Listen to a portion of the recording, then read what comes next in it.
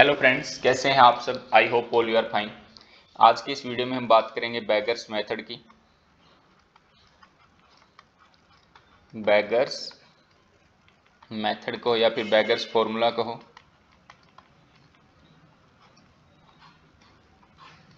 सबसे पहले हम क्वेश्चन से शुरुआत करते हैं इसकी, फिर समझेंगे ये है क्या। ओके, अपने पास ऐसा है x plus y plus z equal में 5। वे है जो x है उसकी वैल्यू 0 या 0 से बड़ी और 5 से छोटी हो सकती है। y का भी सेम है, y की वैल्यू भी 0, 0 से बड़ी और 5 से छोटी हो सकती है। z की वैल्यू भी 5 या 5 से छोटी, 0 या 0 से बड़ी हो सकती है। Find total number of integer solution. Find total number of integer solution. इसके इंटीजर सॉल्यूशन निकालने हैं और सॉल्यूशन के ऊपर ये 3 कंडीशन दी गई। तो इसका सिंपल सा आंसर होगा, इसका आंसर क्या होगा 5, ये वाला 5। कितने वेरिएबल हैं 3, प्लस में 3 माइनस का 1 सी 3 माइनस 1। ये 3 माइनस 1 कौन सा, यही वाला 3 वेरिएबल माइनस का 1। ये किसके बराबर आ जाएगा 7c2 के बराबर। और ये क्या बनेगा 7 इंटू 6/2 इंटू 1, 2 से 3, 7 3 जा 21। तो इसके टोटल इंटीजर सॉल्यूशन 21 होंगे। अब मैं आपको थोड़ा सा ये भी बता दूं कि सॉल्यूशन किस टाइप के सॉल्यूशन की हम बात कर रहे हैं। देखो, इस टाइप के सॉल्यूशन की बात करें, मान लीजिए ये हमारा x है, ये y है और ये z है। इन तीनों का सम अपने को 5 बनाना है ना। तो 5 ऐसे ऐसे बन सकता है। पहले वाले को मैंने 0 दे दिया, इसको भी मैंने 0 दे दिया, z वाले को 5 दे दिया तो भी ये 5 बन जाएगा। इसको मैंने 0 दे दिया, इसको मैंने 1 दे दिया, सॉरी ये z नहीं, ये 5 लिखा था मैंने, गलती से z लिख दिया, ये 5। इसको 1 दिया तो इसको 4 देना पड़ेगा तब ये 5 बन सकता है। इसको 1 दे दिया, इसको 1 दे दिया, इसको मैंने 2, इसको 3 दे दिया तो 5। तो बोलता इस टाइप के कितने सॉल्यूशन होंगे, तो टोटल सॉल्यूशन 21 होंगे। अब मैंने ये फॉर्मूला क्यों लगाया, ये फॉर्मूला अभी समझाता हूं मैं आपको। देखो, अपने को ये समझना था कि x plus y plus z equal to 5 है।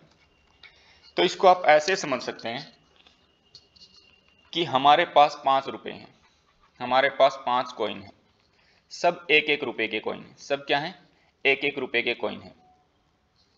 ओके, और x y और z ये कौन है, ये 3 भिखारी हैं।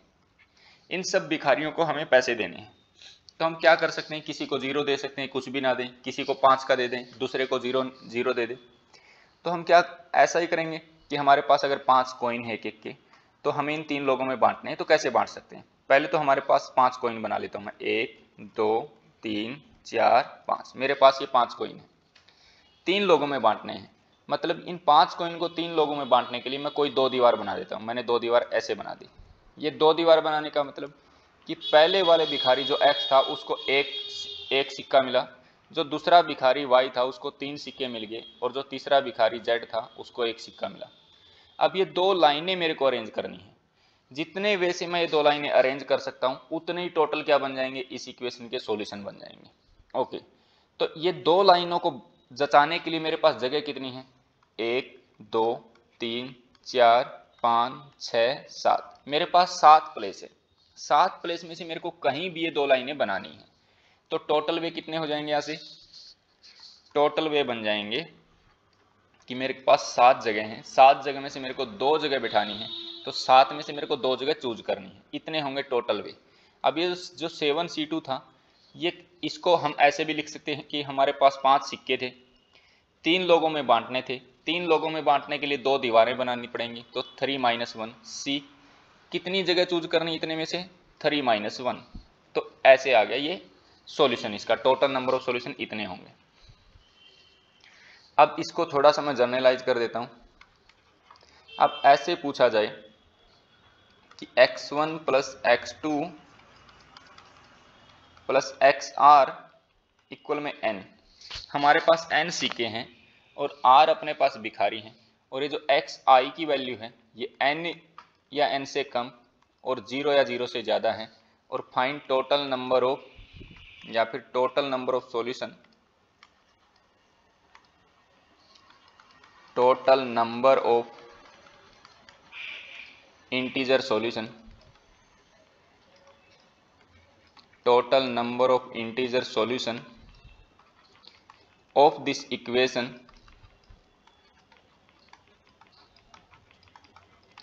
ये होगा अपना किसके बराबर, कितने सिक्के थे, n सिक्के, कितने लोगों में बांटने थे, r लोगों में, तो मैंने -1 कर दिया। ठीक है, r -1 क्यों किया, क्योंकि अपने को क्या करना है, r -1 लाइनें बनानी है। ओके, ये टोटल लाइन है अपने पास, इसमें से कितनी जगह चूज करनी है अपने को, 2 जगह नहीं, r-1 जगह चूज करनी है, r-1 जगह, क्योंकि r भिखारियों में बांटने हैं तो r-1 लाइन अपने को बनानी पड़ेंगी। तो इतने क्या हो जाएंगे, टोटल इंटीजर सॉल्यूशन हो जाएंगे।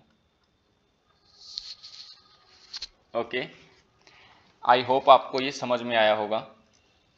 एक क्वेश्चन और कर लेते हैं हम इसके ऊपर, इस टाइप का है कि ऐसा है x + y + z + t है और इक्वल में 5 है, और ये जो x, y, z और जो t है, इनको हम 5 रुपये दे सकते हैं या 5 से कम दे सकते हैं, बट कंडीशन ये है कि सबको 1-1 रुपया देना ही देना है, 1 से कम नहीं दे सकते।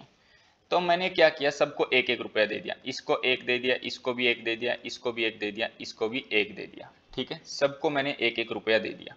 अब सबको 1-1 रुपया तो दे दिया, 1-1 रुपया देने के बाद ये चीज़ कुछ इस टाइप की बन जाएगी।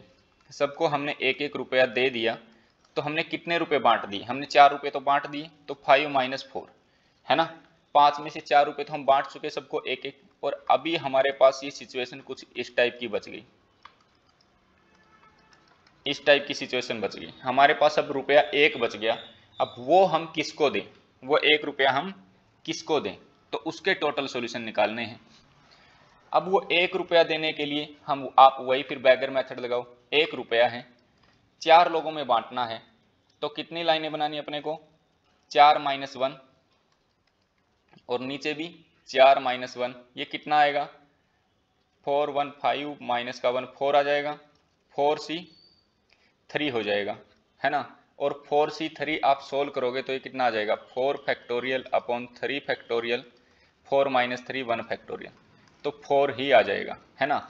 और वैसे भी अपने को यहाँ से पता ही था कि 4 लोगों में 4 लोग हैं और 1 रुपया, तो कितने वे से बांट सकते हैं, या तो x को देंगे या y को या z को या t को, तो एक ही वे, तो 4 ही वे हैं अपने पास देने के।